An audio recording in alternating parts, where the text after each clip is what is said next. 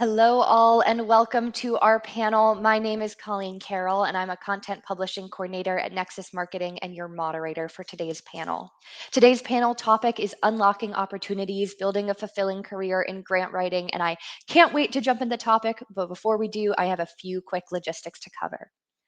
NX Unite is made in partnership with Nexus Marketing, and the NX Unite mission is to make introductions that lead to lasting relationships and serve as a hub for connection in the mission-driven sector. As you saw in our video, on NX Unite, you can find upcoming industry events, suggested influencers to follow, trusted solutions, cause-driven podcasts, and of course, panels with experts such as these lovely folks here with me today. Today's hour-long panel will include time both for questions curated by my team and questions from you all, our fantastic audience. So at any time during the panel, please feel free to start submitting your questions you have for our group of panelists, either in the chat or in the questions tab, and we'll try to get through as many as we possibly can. The earlier you get it in, which could be starting it right now, the more we'll be able to get to in our second half of the session. So get those questions in early.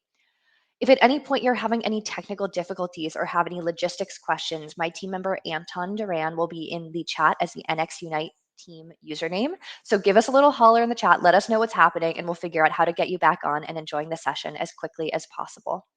I did also want to share that this panel session is being recorded. So if you get to the end and the insight you heard was just so fantastic that you need to hear it a second time, it'll automatically be in your email inbox at the end of the session, so you'll be able to access it right away.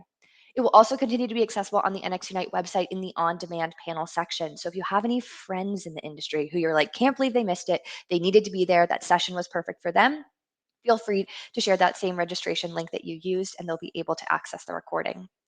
All right, finally, before I introduce today's panelists, I do want to give a big thank you to our audience, whether you are joining us live, letting us know in the chat where you're calling in from, or you're watching the recording. Thank you so much for taking time out of your day. I hope you enjoy this session. I hope if you are joining us live, you'll submit those questions and that you'll join us for future NX Unite panels. To begin with the introductions, I'd first like to introduce Meredith Noble, who's the co-founder at Learn Grant Writing. Meredith is an entrepreneur, community leader, and outdoor adventurer in Alaska. She is the co-founder of Learn Grant Writing, the #1 online membership for those building a career in grant writing. Her book, How to Write a Grant, Becoming a Grant Writing Unicorn, is a #1 bestseller for nonprofit fundraising and grants. If she's not biking or skiing, Meredith can be found curled up around a steaming cup of green tea and a good book. So glad you could be here with us today, Meredith. Thank you very much. Also here with us today is Holly Rustick, CEO at Grant Writing and Funding. Holly is a world-renowned grant writing expert and an Amazon best-selling author who coaches thousands of people every week through her top-ranking podcast, Grant Writing and Funding, books on grant writing, and via the Hub Haven on taking actionable steps in grant writing. Having secured millions of dollars for nonprofit organizations around the world for nearly 2 decades, Holly has a mission to train grant writers to simplify the process, grow capacity, and advance mission. Holly has an MA in International Political Economy, is a past president of the Guam Women's Chamber of Commerce, a former university instructor, and is an unapologetic feminist. Holly lives on the island of Guam with her beautiful daughter, Isabella. Glad to have you, Holly. Thank you and good morning. Also here with us today is Deronda Harrison, founder and president at June 1st Firm, a grant writing firm specializing in assisting nonprofits under new leadership transform their organization. She works to onboard and train their new grants team, reducing burnout, turnover, and lack of support. Deronda knows and understands too well why quality grant professionals are leaving nonprofits in droves and wants to be a support system to properly train and onboard those new to the industry, as well as more seasoned professionals. She worked as a partner with the nonprofit to lay the foundation for reasonable expectations among the entire team. So glad to have you, Deronda. Hi, thanks so much. Glad to be back. Also here with us today is Shalia Phillips, founder and principal consultant at SMP Nonprofit Consulting. A servant leader, Shalia has dedicated herself to the growth and development of nonprofits for nearly 10 years. To date, Shalia has secured over $4.5 million in grant revenue for youth development, education, and health programs. Shalia believes the nonprofit agencies are essential to creating the change we all want to see. She has a deep passion for serving those who serve others and helping community organizations succeed. Shalia motivates and empowers others with her can do attitude, enthusiasm, and positive personality. So glad you could be with us today. Thank you, Colleen, and thank you so much to all of my wonderful panelists. Good morning, y'all. And for the folks in the chat, my only request today is that you grab your pen and notepad because I'm sure that there'll be some gems dropped and you want to be able to grab this wisdom. So, good morning. Looking forward to this session. A fantastic tip. Thank you so much. All right, finally here with us today is Stephanie Sample, CEO at Fundraising for the Future. In 2016, Stephanie founded Fundraising for the Future to serve the nonprofit sector across New Mexico and the United States with grant writing, philanthropic advising, and social enterprise consulting. Fundraising for the Future has raised millions of dollars for nonprofits of all sizes, working to expand their impact in sectors including education, health and human services, arts and culture, environmental advocacy, animal welfare, and more. Fundraising for the Future has engaged with funders to identify grant readiness in nonprofit organizations, to conduct sector-wide focus groups to determine capacity needs, clarify scholarship processes, fundraise for foundations, and establish endowments. Fundraising for the Future draws on innovative perspectives, future thinking, and creative energy to personalize philanthropic advising, grant writing, and social enterprise services. Stephanie enjoys training nationwide on topics from fiscal sustainability to the impact of organizational culture on agency growth. You can find her teaching for the Association of Consultants to Nonprofits, Community Foundations, the Association of Fundraising Professionals, the Eastern and Southern Grants Forums, the University of New Mexico, and online at GrantStation. So glad to have you here, Stephanie. It's an honor. Thank you for having me. Of course. All right. It is finally time to actually jump into those questions. And Meredith, I'm going to have you start us off. Can you share your personal journey and experience in the field of grant writing? Yeah, I sure can. I'm sure others can relate to this, but I actually fell into grant writing accidentally. I graduated during the economic recession. I wanted to work on water and environmental projects, and for some reason that led me to thinking I needed to work for an engineering company. I did 40 plus informational interviews, which is now what I call the organic networking method. I'm sure we'll talk about it in a moment, but essentially that led to a bunch of freelance grant writing opportunities, and that led to a full-time job. So I wrote $45 million in infrastructure grants, literally from a wastewater treatment plant to a skate park and everything in between, and supported another $200 million in grants going out the door. So I've seen a lot in terms of the capital infrastructure projects. I left, burned out, pledged to never write another grant again. So never say never. And after my sexy startup idea failed, I turned back to grant writing consulting because I knew how to do it. And I knew how to do it well. But this time I did it on my own terms in terms of building my own consulting business with the culture I wanted. And fast forward, and that's what's led us here. Wonderful. Thank you so much for starting us off. Shalia, I'm bringing it over to you. What is your personal journey and experience in the field of grant writing? Yeah, so I'm like Meredith. I like to call it, I fell into this baptism by fire. I'm a biologist by trade. So I thought that my life and career track would be in labs and research and all the, I'm a data nerd, so all the sciencey things. But to complete it was my master's, we had to volunteer at a local nonprofit. Now, for those of us who know what it's like to be in the 9 to 5, you wear so many hats. So not only was I the health and wellness coordinator and, the student intern, I accidentally turned into the grant writer while all of my other colleagues were working on special events. I freaked out. So I'm just going to be fully honest with y'all. I was not confident in my first grant. But in the second opportunity that I applied for, I actually wrote myself in for a full-time job. So even though I was not identified as a grant writer, I was still the intern. They turned me into a grant writer with a full-time job. So I believe that all things work together, and I'm grateful that I fell or stumbled into this because now I get to use those same technical writing and attention to detail skills in the field of grant writing. So it really led me down the correct path.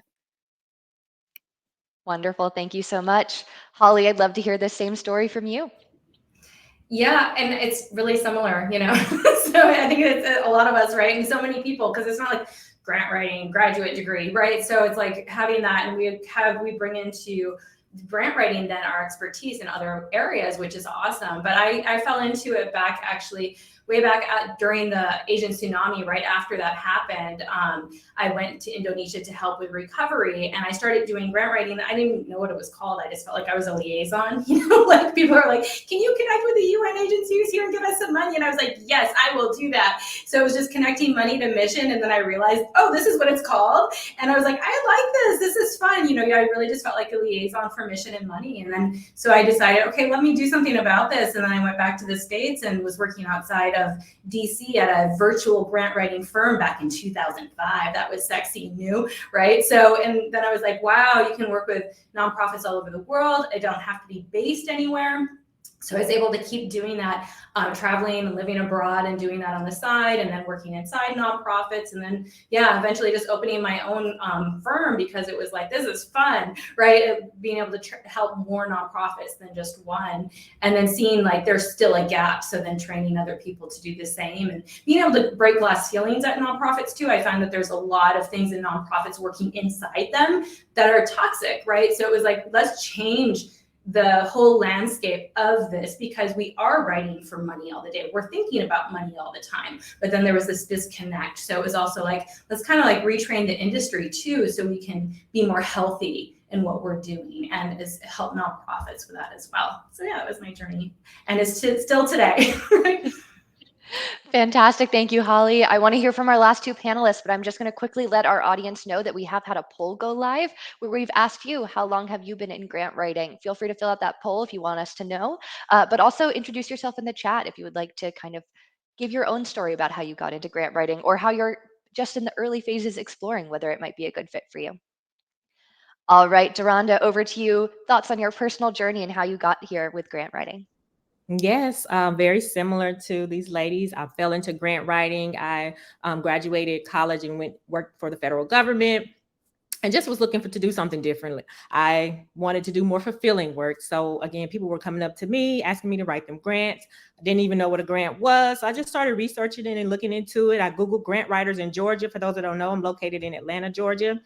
And I found out about the Grant Professionals Association, probably the largest grant membership association in the United States. And I just started attending the meetings and attending trainings and just seeing what this was about. Back in the day, libraries had free trainings on grant writing, and I just started attending and going to those and volunteering at my local nonprofit. I don't think anybody will turn you down if you were like, hey, I want to help you apply for grants. So I worked on one of my first grants was a 21st Century Grant, Department of Education. If anybody knows anything about grants, that's a very complex grant. For my first grant, every time I tell people that, they're like, oh my gosh, I'm surprised you didn't run away after that. But I worked on it very closely with a seasoned grant professional. And my next grant was a Fulton County grant as well. I uploaded a ton of forms. And again, I was like, Shalia, did not feel confident about the grant that I submitted, but we ended up winning $2,000 for the organization. And again, the rest is history. Leading up to 2020, I was completely burned out. And I promised, again, like Meredith, I feel like all of our stories just like are the same. I was like, I'm never touching another grant again. I was tired. I was burned out. And then I was able to leverage my experience at working at toxic nonprofits that had great missions to really guide and help others in their journey as well. So then I launched and really help a lot of consultants launch their grant writing business. They come to me asking questions, how to launch, how to get clients. So I work with them a lot in that area. So that's how I've gotten to where I am today and won up to $35 million in grant awards. Wonderful. Thank you so much. All right, Stephanie, I think you know what question's coming your way. What is your journey with grant writing? It has been such a journey. I love hearing everyone's stories, and I get to go last, but I just want to say I'm so grateful that we're all here in terms of we're cooperating, not competing right now in sharing this space. And there's so much unnecessary competition in the grant world among nonprofits and among people who are servicing them. So it's amazing that we're here and even doing this. Thank you, Meredith, for putting it together. I started in education. I had 7 years in international education and got my master's and was roped into becoming a grants chair at my student professional government association. And so I oversaw a team of 90 grant readers and hosted grant writing trainings and handled the back end of a matrix for student research funding. And I'd never written a grant before, right? I was just a humble volunteer. So I got to be on the backside of that whole process. And it was so dynamic. I really relate to that, connecting money to mission, being a money magnet and seeing how there were pools of funds that were unused and hordes of people who were looking for funding to do their work, and being the bridge was so much more synergistic than anything I'd touched in education. I was hooked. It was so satisfying. And after that, I worked for a national nonprofit, a regional nonprofit, and a statewide nonprofit writing grants. And then I realized I really like getting under the hood. I like seeing what everyone else is doing. And is there any way I could work for more than one organization at a time? And things just exploded, and now I get to see grants coming in every single week for a variety of different organizations. And that lights my heart up and makes me so happy. So here I am, an educator / money magnet. I still work in education, but grants are my thing. I think they will be for a while. Fantastic. Thank you, Stephanie. Very quickly, I'm going to turn our view to the audience. Looking at that poll, 36% of you said that you have been working in grants for 5+ years. 27% said less than 2 years. 21% said you're just starting to explore it as an option. So welcome to this world. Glad to have you. And 18% said 2 to 5 years. So we are across the board, but glad that each and every one of you is here. Holly, I'm going to have you start us off with our next question. What are the various career paths and opportunities available for individuals with grant writing skills? The world is your oyster. And I say that with full confidence because grant writing is a skill for any industry. As you hear, we're all coming from different industries and backgrounds, and grants are available. I've seen people, and personally, I've been able to go into jobs, so like job offers, and be able to get jobs above other people that may have more of the job description there, and I didn't fit all the job description, right? But because I have grant writing, they want to hire me, right? Because you have grant writing, this happens all the time. They want to hire you because you have something that you can do, return on impact, return on income. Grant writing is very much kind of known. It's like this thing, people know what it is, but they don't know how to do it. So it is so valuable, and it is a skill that sounds kind of mystical, right? And technical. And in a lot of ways it is, right? We're kind of demystifying that, but we do bring this technical aspect to it that does relate directly to money. So in any industry, people pick up on that and they see, wow, this is something that can be used. So within for-profits, nonprofits, government, any type of work, grant writing is one of the skills that can get you, across like laterally into other platforms, into other industries if you want to work, or it can get you up the ladder, right? And it can get you quicker there than almost any other skill, right? And you can start your own business. You hear all the ladies here. We have our own freelance grant writing firms or agencies or companies.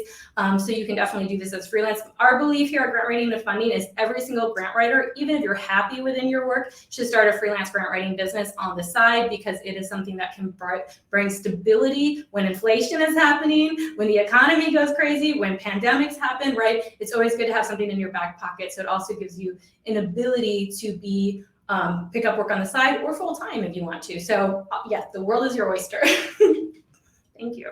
Wonderful. Thank you, Holly. Stephanie, over to you. Thoughts on the various career paths and opportunities available for our grant writing skilled people? I agree that the world is your oyster. And I think, if you know how to write, that is the primary skill. If you want to run your own business, you want to run a part-time business, you have an elderly parent that you're caring for, or a young child that you're caring for, and you want to flex schedule, you can build your workload. I have a friend who likes to ask me, how is your boss treating you this week? And it just makes me laugh, because the question is really, how much work am I putting on my own plate? If you want to run a small shop and build a team, and you have managerial skills, and you're interested in sales and growth and building something larger than yourself, a consultancy is in your parameters if you're a grant writer and you have managerial skills. I also think we need more folks who can teach grant writing. So if you are a grant writer and you're a teacher, or you're a grant writer and you're a coach, there's really a spot for you. So maybe you know how to do it, but you can actually explain how to do it and show folks how to do it. And that's where your joy lies. Please begin to teach, because we're in need of people to teach grant writing as well. So many career options. And I love what folks said in the first round of learning by doing. You can take classes, but you don't have to have a degree. You don't have to have 100 hours under your belt of training. You can get some training and then learn on the job. And so much valuable information can be gained that way. So I just want to encourage anyone who's in that just starting, that 21% of our audience, don't be scared to start somewhere and be imperfect and learn as you go. Thank you so much, Stephanie. Deronda, over to you. Any thoughts on career paths and opportunities available? Yes, I always recommend for those starting out to consider being a subcontractor for a grant writing firm. If you want to work for a larger grant writing firm or even a smaller grant writing firm like myself, I have less than 10 clients, and then you have those who have 50 plus clients, nonprofit clients that you can sub out work for, that they sub out work to. And there's so many opportunities. I see these opportunities come across my desk daily. They're always looking for grant writers. So that is a way to definitely get in and get that experience behind the scenes and seeing how our businesses run and how to manage those type of things. That's really how I started out when I was freelancing. Then I started doing some sub work. I did that for a number of years, and I still do. I have colleagues that will sub out some work to me. I have grant writing friends and colleagues who they just don't touch federal grants, so they'll send those my way.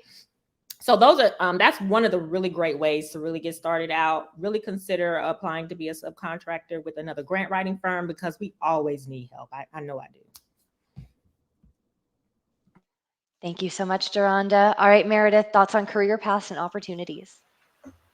Yeah, absolutely. I feel like we've done a really good job covering that you can do this as a side hustle. You can build this into a consulting business, but what about the other options? So the way I like to think about it is that essentially, think about when we're young and we're asked, what do you want to be?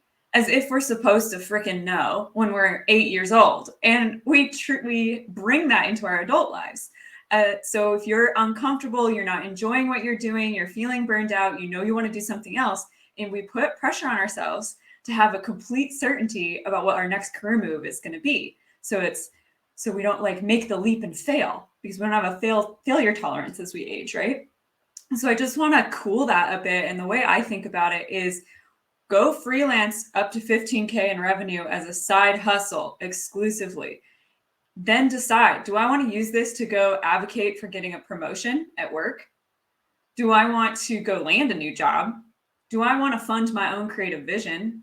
Or do I want to scale this into a consulting business? And I'm sure I'm missing some, right? Or do I want to use this for business development for actually the other, the bigger business that I'm trying to get funded? So there's a lot of different things you can do. And the way I like to think about it is just slow the roll, allow yourself to experiment, allow yourself to play. That will inherently put you into a more expansive state than when we put all this pressure on ourselves to make it work right out of the gate. The only other thing I thought I could plug in here would be, yes, Deronda, you can definitely go get experience subcontracting under other grant writers. What a wonderful opportunity. And it can come with weird red flags. I do feel like this industry has a lot of essentially these glorified sweatshops for newbies, where they're going to work to a pulp, and consulting has a culture that is not conducive to what many of us are looking for in the quality of our lives, right? An expectation to be reached late at night or work through the weekends or whatever. And so I think a big part of what this group is all about is that, hey, let's redefine what business looks like. It's not a black and navy blue suit. It's not staunchy and professional and tall and boring, right? Let's redefine what it means. And that's the opportunity that we have before us. Thank you, Yeah, Meredith. also, I so agree with Guy. Calling out, Holly, what even time is it in Guam, y'all? I was feeling bad for myself getting up at 8 a.m. in Alaska. What? Y'all gotta give Holly credit. It's like early where she's at. Yeah, you don't want to know. That's why that's like dark in the back. I'm trying to put all the lights on. Hey, I'm trying to make it look like day to feel like it's day here. I'm excited to be part of the panel.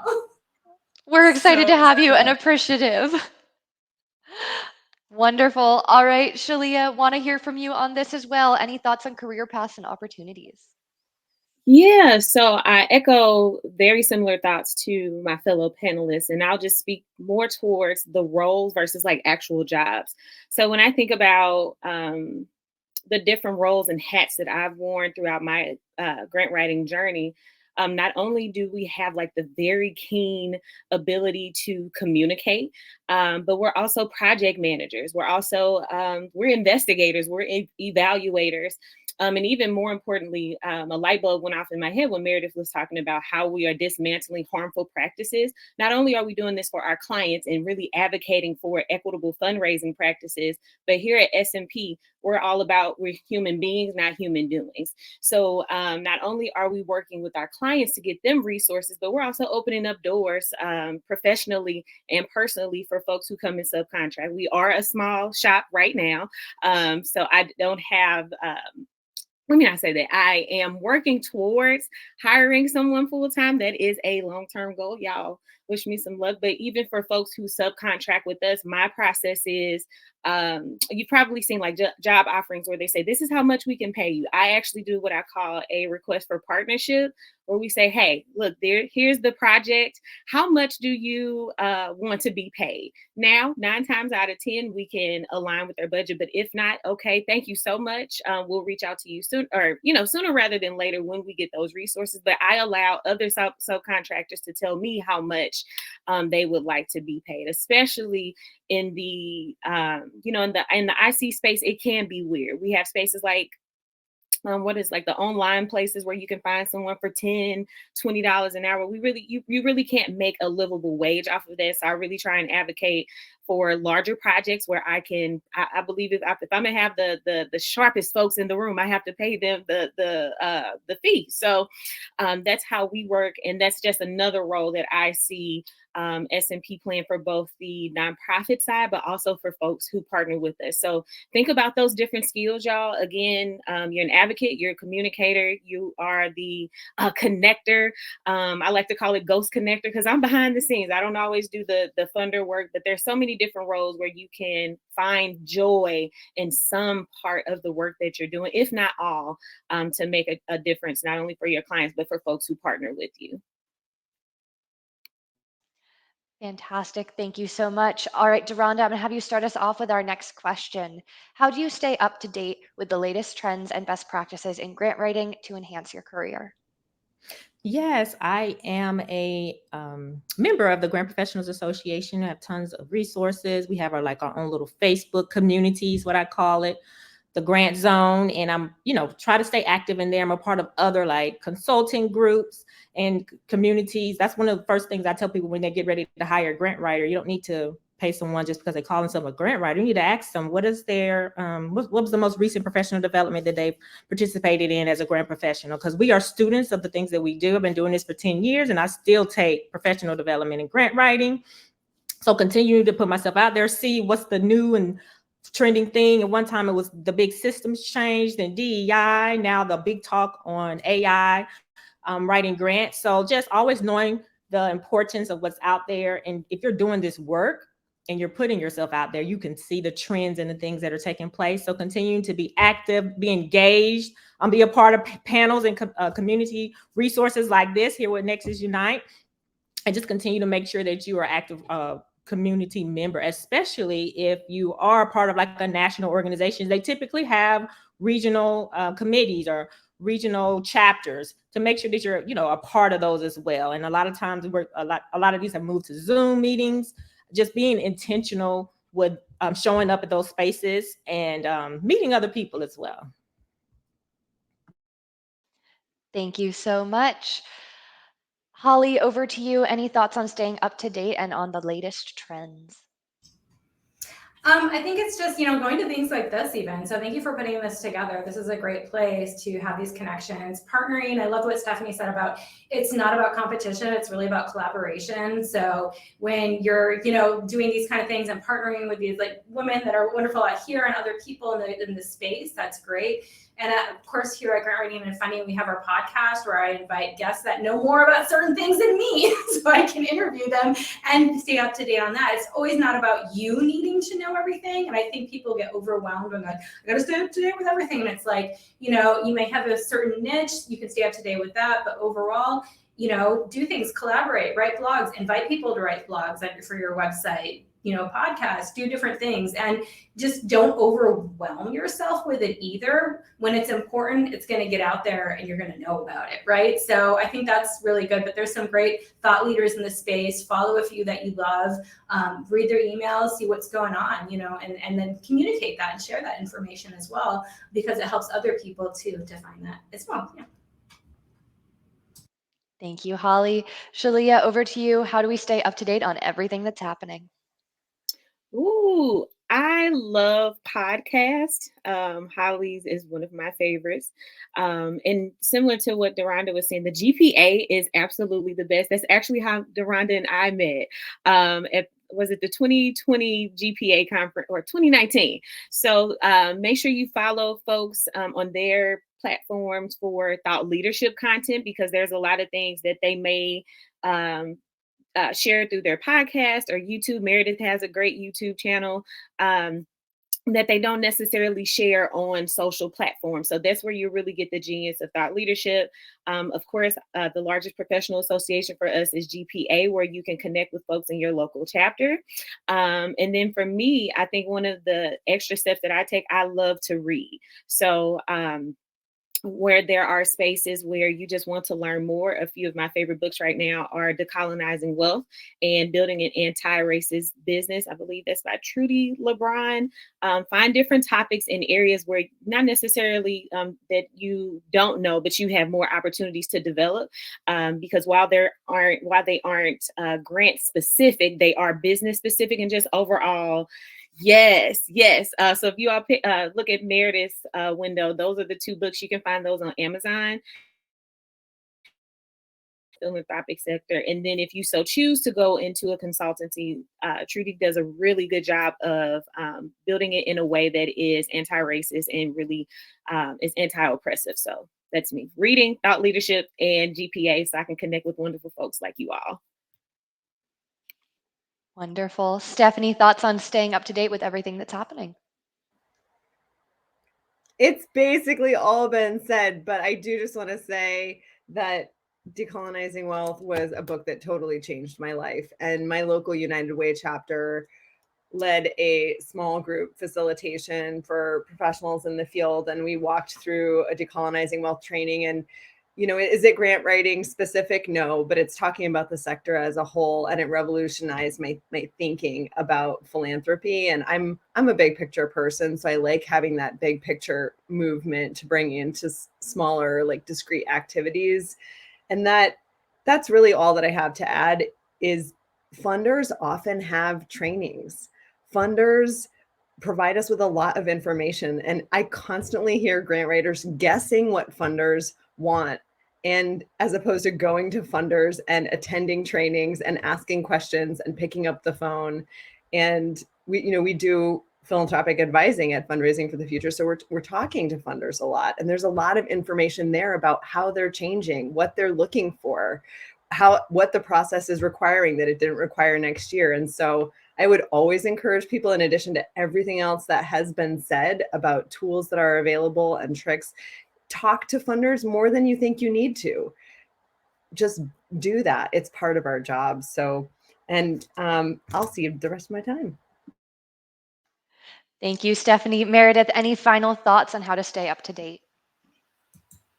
Yeah, I was actually thinking about this recently. So on Tuesday, I finished filming my audiobook, which was for the book from 2 years ago. That was the second edition. So first edition was 2019, second edition was 2021. And then just now, 2 years later, I did the audiobook. And it was so incredible to see how things have changed, even in that tight of a window, right? To go from pre-pandemic to post-pandemic to post, like Black Lives Matter, not writing about what's wrong with the community, but what's strong with the community, like how we even change the nature of our writing. And then of course AI, right? And I even in the audiobook just modified some of what I was reading to be able to talk about what's happening. So it's fascinating how quickly things change. One of the best pieces of advice I got from going into college was when you find someone you really enjoy learning from, just go full send learning with them. Like I have a business mentor that I've enjoyed since the day I started business. I consume everything this guy does and makes, and I'm going to a 2-day mastermind at the end of the month with like these 8-figure business owners. None of them are doing what I'm doing, but I love sometimes when you can go and learn from others.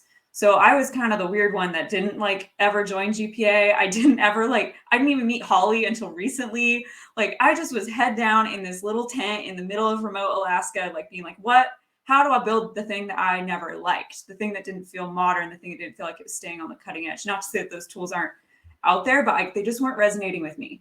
And so I think it's really important, like if you find a couple, because there's no question, there's tons of information out there. In fact, it's too much. It's overwhelming, especially with AI right now. So it's like if you find someone you like I think Philip with Deng, the co-founder of Grantable, does a great job with the process newsletter and private podcast of describing what the heck is going on with AI. So I don't need to go read a ton of newsletters. I look at the screen enough all day, right? Like I'm just going to go listen to Philip. So that's something to think about, is like find your people that you like learning from and just go full send on them. Thank you, Meredith. All right, we've had a number of questions come in via the chat, and we still have some questions left. So I'm going to have us enter what I'm calling our speed round, where we're going to try to go really quickly through these last few to give some time to answer as many questions as we possibly can. Shalia, I'm going to have you start us off. Do you have any strategies or tips for building a strong network and professional connections in the grant writing field? Yeah, so I would start with connecting with folks if you're going from the 9 to 5 to full-time consulting, connecting with folks at your old job. That's how I initially did my first 3 months. So just a little tidbit. I was only planning to consult 3 months, y'all. I wanted a break from just the sector overall. I was burnt out, had some very kind of like unfortunate events happen. And I was just like, you know what? Working at the mall doesn't seem that bad. I love to shop and I love to eat. So let me do some things that bring me some joy, right? But it just so happened that 3 months turned into, will be 3 years old in January, simply by leveraging my connections and folks who knew me while I was in the 9 to 5 sector, and then them introducing me to other folks. I don't believe in burning bridges at all. Regardless of your experience with folks, because everybody has some type of value. Another way that I've leveraged connections for my business is utilizing social media. So when Clubhouse was a thing, I did a lot of Clubhouse chats.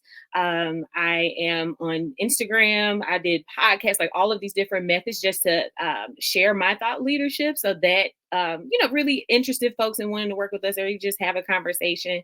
And then one that we're doing most recently is coming out from behind the Zoom screens and going to community events. So folks who are clients, going to their, like fun days and dinners and things like that, because as we're working with them, they're introducing us to other folks. So you may find clients there. You may find that you're meeting different independent contractors there, and just folks who are good to know, to let you know that you're not crazy, because sometimes in our line of work, it can feel really isolating. So I try my best to put myself in communities, and whether that's virtual or in person, that will allow me to just think differently, see from a different perspective, and have really rich conversations. Thank you so much, Shalia. Deronda, over to you. Any strategies or tips for building a network in the grant world?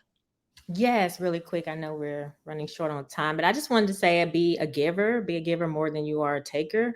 I send clients to grant writing colleagues all the time, and in return, they do the same. So just making sure that you're not always trying to connect with people for what they can get from you. And I know some of my grant writing colleague friends, their story is their first client was an organization that they worked at. That's not my story, but I know that can be a situation for some people, for your first client to be the organization that you may have resigned at as your first like big grant opportunity grant writing client. So just always making sure to, be a giver at all times. And even if it's something you think is a great resource, share with your grant writing friends, grant writing colleagues as well. Even tips on these new things that are happening.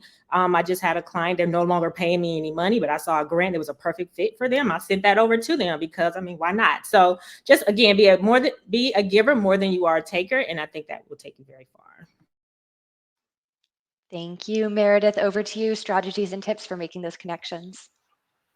Yeah, I'll keep this short so we can move to the next question as well. But the method I really like is just a tried and true. It's timeless. It's not going anywhere. It's one-on-one conversations, really approaching those with curiosity, seeing if there's a need. If there is, that's where you can start to say, hey, I could do a funding strategy for you or whatever. Like there's a lot of ways to not have to have a social media presence. You don't have to put yourself out there if you're feeling like, hey, I'm more introverted than extroverted, or I'm just test running this, or I don't necessarily want my boss to know I'm doing this on the side or whatever. Like there's a lot of ways that you can expand your network. And one of the best, one-liners I ever heard was, your network is your net worth. And I feel like, wow, the more I've been around, I'm like, that is so true. Like, that's why I moved out of my little tent in Alaska. I was like, there comes a point where I'm like, you can't just build. You have to come out of your shell and go like meet people and do things like this and expand your network. Also, everyone here is accessible. So just find us on LinkedIn and or anyone in the industry. You can reach out to anybody directly, which is amazing. Absolutely. Thank you, Meredith. Holly, any strategies or tips for building a network? Yeah, these ladies are saying it all. And I think I love that too about that, because so many grant writers are introverts, right? So I love that Meredith brought that up, like so many of us are. And you don't have to be super extroverted. I know a lot of introverts, sometimes they just want to say, okay, I'll do social media because it feels anonymous, it feels like, but I'm like, no, friends and family. Like you can even just start saying, hey, I write grants. If you know any nonprofits, because your friends and family, even they know so many people, they might be a part of a nonprofit, know a board. It can be really, I always say, go for the low hanging fruit. Because sometimes you're like, okay, I have to do like 10 TikTok reels and I have to do all these things. And then it overwhelms you. And it's like, no, just start simple. Put your business card up at the coffee shop. Like start simple, right? It doesn't have to be huge. Talk to your friends and family. I love, almost so many people get jobs from where they worked out, they get contracted out because you have that no like trust factor, right? So just think, who do I know in my network, and start building out like who other professionals, lawyers, bookkeepers, other professionals you may know, to be like, hey, if you know anyone that needs grant writing, and send them my way. If I know anyone that needs bookkeeping, I'll send them your way. Just starting with that give and take as well. I love that. Be more of a giver than a taker, and just think of it like that, because there are so many clients out there. You guys are so many nonprofits out there that need your work. So don't think, oh my gosh, and get into lack. Think, I already have this huge network just in my community, right? And you can start there, and that's really the more low-hanging fruit. So yeah, definitely. But great, I love all this conversation on it. Wonderful. Stephanie, closing us out on this question, any thoughts on building a strong network of professional contacts? So much has been said. I think put it in your calendar. I love the reminder to get out from behind your computer. I needed that reminder. It's really great to hear. So putting networking lunches or community events on my calendar and saying, this is for me. It's not optional. It's not extra. It's part of who I am and how I'm showing up in my community. Wonderful to hear that. And also, I think about where we are in terms of generational shifts. And there are so many boomers that are going to be aging out and retiring and transferring wealth and leaving their practices and leaving their jobs. And something like 12 million businesses are going to either close or change hands in the next 20 years. So looking at the people who've gone before us and saying, maybe they don't want to consult like this anymore. Maybe they're ready to refer, and coming alongside someone and supporting their clients. And again, to that collaboration piece of, I don't have to build something that's 100% unique. Why would I have to do that? I can if I want to, or I can come alongside other people who are doing similar things. We can cross-pollinate. I can help advance someone else's business by providing the services that I have the skills to provide. So I think it's a really dynamic time for specifically that generational collaboration, where you see folks who are sitting on boards of directors and who are consulting, and they're still active, and they're 80. Are they still going to be active in 10 years or 5 years? I like to think about that in the mix because I feel like it's really going to characterize the rest of my working years. Wonderful. Thank you so much, Stephanie. All right, I'm going to cheat a little bit and combine my final question with some questions I've seen from the audience so we can get through as many. I have seen so many amazing questions come in. So first of all, huge thank you to our audience. It's been really wonderful to see. We clearly need a part 2 to this session, and I'm going to try to make that happen. However, if we do not get to your question, I want to make sure you get connected to someone who will be able to answer it. So I know there's been some conversations about LinkedIn in the chat. Please feel free to reach out to our panelists via LinkedIn. But we've also had a poll go live where we've asked you which panelists you particularly want to hear from, so we can alert those panelists to let them know that they should be reaching out to you because you have some lingering thoughts and questions. You can select multiple, you can go back and select more. We just want to make sure we're putting you in touch with the people you want to be in touch with. All right, so my final question goes along well with some audience questions that we had. And Stephanie, I'm actually going to have you start us off. My question was, how do you guide and coach individuals who are new to grant writing consulting on finding clients? And we've had a number of questions in the chat of being like, okay, this is all great, but I need to be in touch with the nonprofits. How do I make that happen? Any advice? Oh, you're muted, Stephanie. Thank you. Some of this has been touched on. I think there is really an opportunity, low-hanging fruit, for working with organizations that you are familiar with. And I will say it's so empowering to go from a FTE where you have no control over the other duties as assigned that are added to your plate continuously, to being able to select your projects and come from a position of power in the services that you're providing. Do not discount orgs that you've worked with before in terms of finding new clients. You have the cultural familiarity. A lot of times you have the technical knowledge. And guess what? If there's a need, you're going to save them time and money because you already know who they are and what their goals are. Another one I think is looking at interim positions. A lot of times on job boards, people just know they need help, but they don't know what kind of help they need. So they'll throw out something like a full-time position or a part-time position or an intern position. And I've landed clients just by reading a job description and saying, this sounds like they don't really know what they need. And then calling them up and saying, would you consider hiring a contractor? And so, it's not always what it seems when you're looking for clients. Really, close listening, I think, is the best skill set to have when you're landing a new account. Being able to say, this is the pain that you have. I see your pain. Sometimes people won't even be advertising, right? But you'll see, okay, they just announced a new executive director. Wait a minute. Now they have another executive director and it's been 5 months. Let me just use what I know about organizational turnover and the pain that they must be experiencing. And then I can go to them and say, without having any information, I'm guessing that there needs to be support in terms of maintaining your relationships. So a lot of that kind of contextualizing is really, really helpful. And then thinking really creatively. It's never been for me a one-on-one matchup of this is exactly what we need. This is exactly what I have. There's a lot of creative problem solving in the process, and you can gain a lot of trust with a potential client by understanding and reflecting what their pain is. The fact that you understand the pain says a lot about your ability to help solve it. Thank you, Stephanie. Meredith, over to you. Thoughts on finding those clients?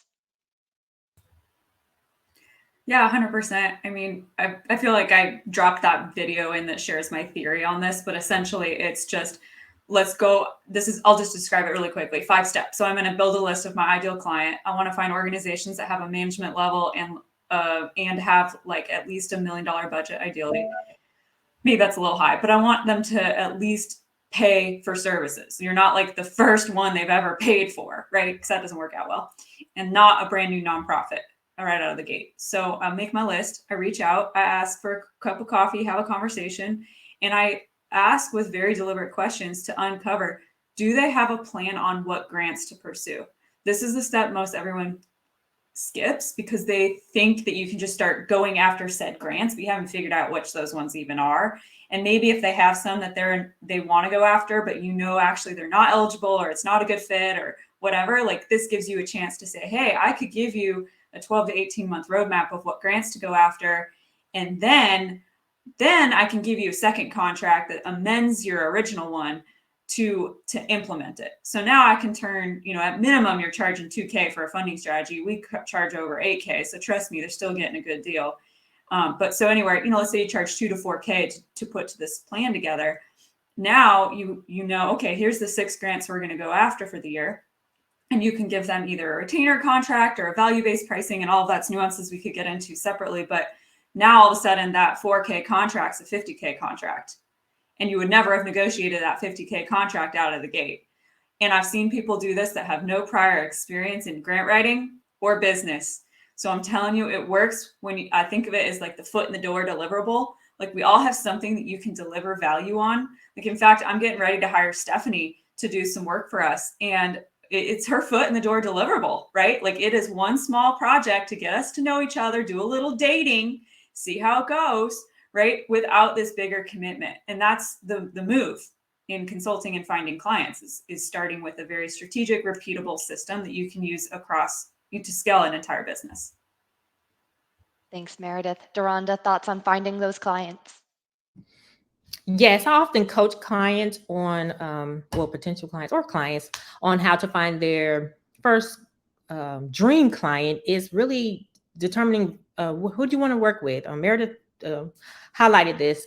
Is you're like, how do I brand myself and how do I position myself as an expert? You haven't even defined who you are. So when I kind of started off in midpoint through my career, I was you're looking for the in-between grant writer. Your grant writer just recently left. It's taking 4 to 5 months to find a quality grant writer to bring in-house on staff.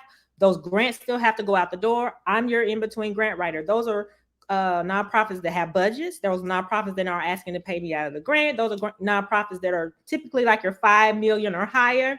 They were ready to get me. They wanted someone to jump right in. They didn't have time to train.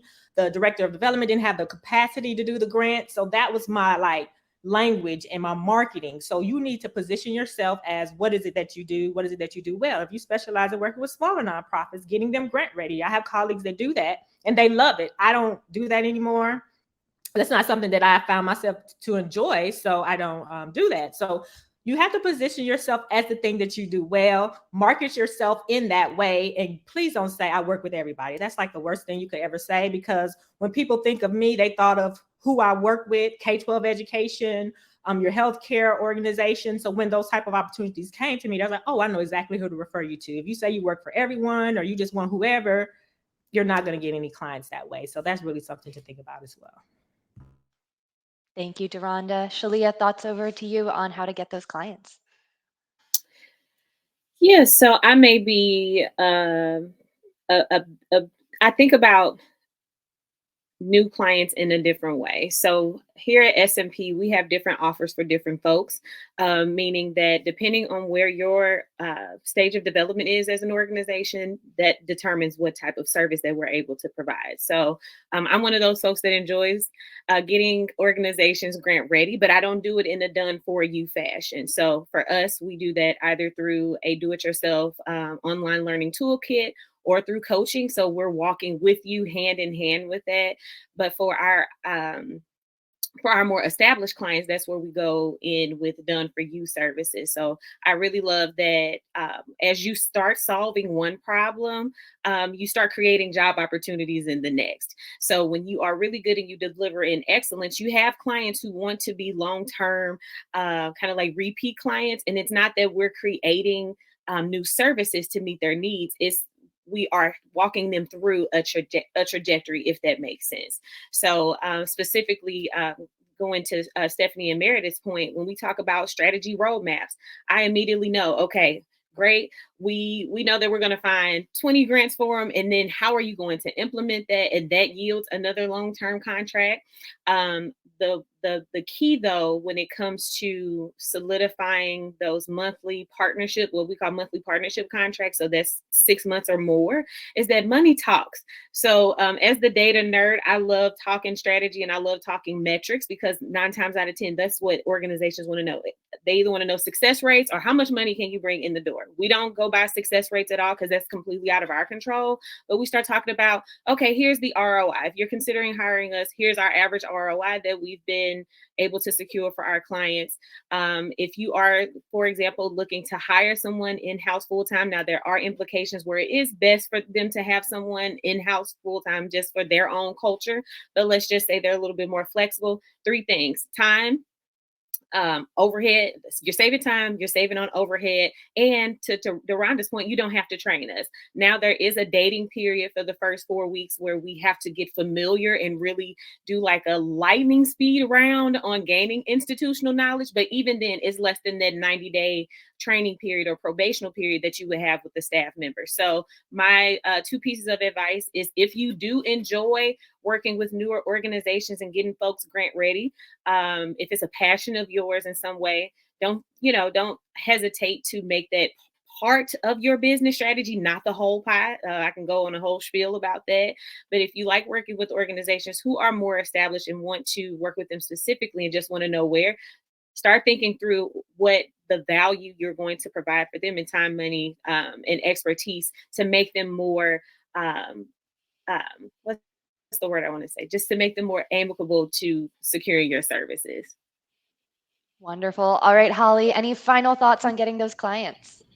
Yeah, just quickly, I'll wrap that up. So, because these are all great tips, there's so many different ways you can do it, and having a process and a strategy is important. But I love how we're also kind of going back and how we really come into this when we coach people on how to get their first clients and all of that, how to grow your client base, is knowing yourself. And I know that was kind of touched on, and I just kind of wanted to emphasize that a little bit more, is there's so many nonprofits out there. Even Guy in this chat, we were talking yesterday, and he's showing up, and it was like, he loves to do youth, community, and his mom was a grant writer. So I love that he introduced himself. I'm a second generation grant writer. I'm like, yes, you are, right? Like, knowing yourself, like, that's so cool. I love that. But knowing yourself and who you want to work with, what lights you up. If there's a certain cause area, stay in that lane. Like, there's nothing wrong with that. You can become an expert. I got really well known for writing one federal grant, because I kept getting them, right? And then I was reviewing them, and I would, and then I got into it, and I would know all the ins and outs, and people would come to me, and I could take just once a year, I'm just going to write this one grant, right? Like, you can do that. And it was a grant I loved, right? Really passionate about. So get into knowing you, and then you can figure out the rest from there. But if you don't know that, you're going to be getting clients here and there. It's going to feel disjointed. You're not going to get ideal clients. It's going to be all over the map. So the process, I think, comes after the purpose, right? And finding out your purpose. So I think that's really important. So just start there. Like, what lights me up? Who do I want to work with? Do I want to work with startups? Do I want to work with the larger organizations, right? And then figure out, well, my prices will probably have to be a little bit different. My product and delivery is going to be a little bit different then. So that's where you can really start from. And there's plenty, like I said, there's plenty of nonprofits out there for all of you guys out there to connect with and work with in your own individually unique way that will be, different than anyone else. So yeah, love it. Thank you. Thank you, Holly. All right, unfortunately, I do have to have us start wrapping up just because it was only an hour-long session, but I want to give a huge thank you to our panelists. I know if we were in an in-person setting, there would be a round of applause, so just know I'm sending that emotionally through the screen today. Also, a shout out to Meredith for sourcing all of these amazing panelists, saying, we need to have this session. This is the topic we should have it on. Clearly, we need a part 2, so you'll all be hearing from me. Thank you all for your time. Also, a huge shout out to the audience. It's been wonderful to see everything happening in the chat. I know we didn't get through all the questions. So again, please fill out that poll very quickly. Let us know who we need to put you in touch with so that you can get those questions answered. Otherwise, there's a packed summer of panels ahead of us. Keep your eye out on the NX Unite website for more grant panels, as well as general fundraising panels, general nonprofit operations panels. Keep your eye out on the NX Unite website, NX Unite LinkedIn. You can even find me on LinkedIn. All right, that is it for me. We have hit time. Again, a huge thank you to our panelists, and I hope you all have a nice rest of your day. Bye, everyone.